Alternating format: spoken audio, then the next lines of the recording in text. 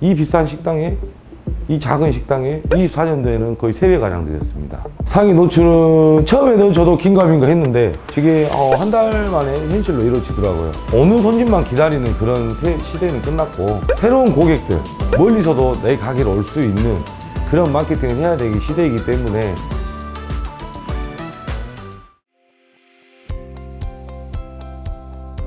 안녕하세요. 저는 광주광역시 쌍천동에 소재한 킹크랩 대게, 랍스타, 독도새우, 오마카세 코스 요리 전문점 확실하게입니다.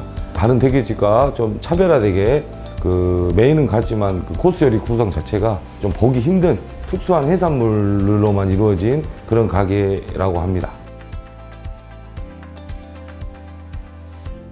테이블이 적더라도 홀 전문으로 하고 있는데, 처음에는 좀 많이 힘든 부분도 있었습니다. 왜 그러냐면 이 대게라는 음식이 대중적인 음식도 아니기 때문에 제가 그걸 타파하고자 온라인 마케팅을 집중 공략을 해서 제가 가지고 있는 이런 특수한 해산물들을 좀 특색 있게 같이 운영을 해왔던 게 지금 이제 시간이 흘러서 이제 많이 자리를 잡게 된 것 같습니다.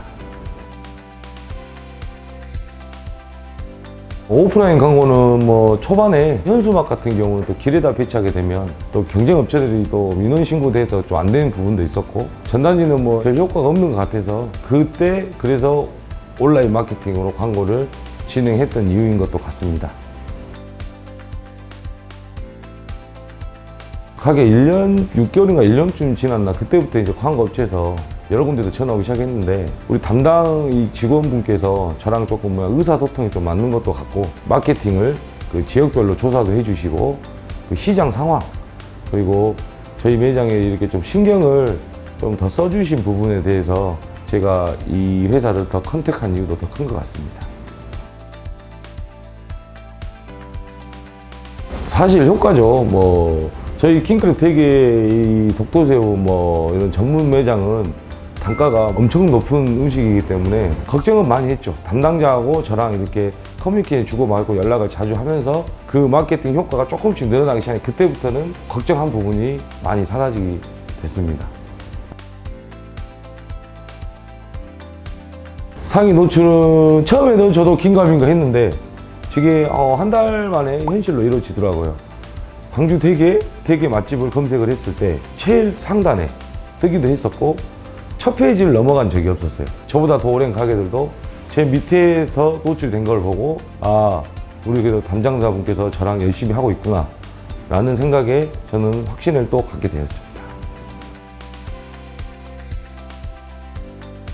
엄청 어려운 시국에도 이 비싼 식당에, 이 작은 식당에 매출이 24년도에는 거의 3배가량 늘었습니다. 번화가 장사가 아니다 보니까 신규 손님을 받기가 좀 힘든 부분이 있었는데, 그 부분이 이 마케팅 효과로 큰 이렇게 입소문으로 퍼지기 시작하면서 비율로 따져보면 신규가 80%, 단골이 20% 될 정도로 그런 효과를 많이 봤습니다. 아직까지는 다른 마케팅을 할 생각 없었습니다. 왜 그러냐면 이 대게 킹크랩이 어쩌다 한번 먹는 음식이 단골 형성도 좀 많이 힘든 그런 부분도 있고, 인스타 같은 경우는 일회성이기 때문에 우리 식당 이 대게 킹크랩과는 좀 맞지 않는 부분이 있고, 이 회사와 저와 좀 손발이 맞는 것 같아서 효과를 보고 있기 때문에 아직까지 그렇게 크게 딱히 생각해 본 부분은 없는 것 같습니다. 단연컨대 이렇게 어려운 시국, 그리고 지금 이렇게 스마트 시대에는 온라인 마케팅은 그냥 밥과 국이라고 생각을 합니다.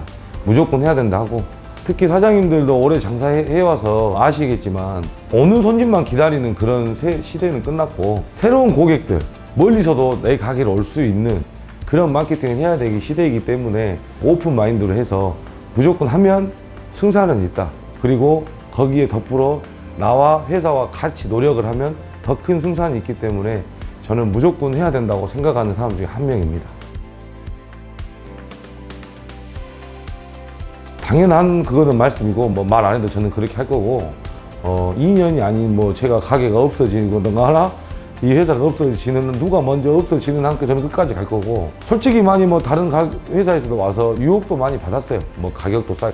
근데 저는 그런 거에 좀 개의치 않는 성격이라 같이 가야만 시너지 효과가 더 크다고 생각을 하기 때문에 저는 이 회사와 계약을 계속 진행할 생각이 아니라 할 겁니다.